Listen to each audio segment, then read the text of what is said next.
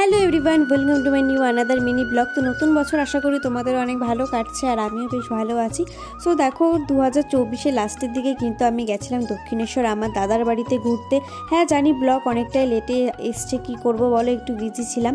তো যাই হোক, বেশি বকবক করবো না। তো আজকের মিনি ব্লগে তোমাদের সাথে শেয়ার করতে চলেছি যে আমি যেহেতু গেছিলাম দাদার বাড়ি দক্ষিণেশ্বরে, তো সেখানে কিন্তু রাত্রেবেলা আমরা গেছিলাম গঙ্গায় ঘুরতে আর ওখানে খুব ভালো লাগছিলো। দিন সকালবেলা কিন্তু দাদা আমাদেরকে নিয়ে গেছিলো দক্ষিণেশ্বর মায়ের মন্দিরে। দক্ষিণেশ্বর যাব আর মায়ের মন্দিরে যাব না, এটা কি হয় বলো তো?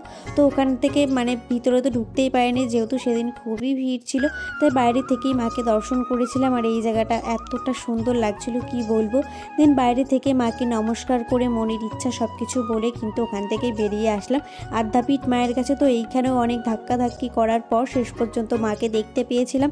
এখানকার মাও কিন্তু দেখতে খুবই সুন্দর লাগছিল। আর তোমাদের কেমন লাগলো ভিডিওটা অবশ্যই জানিও। ওটা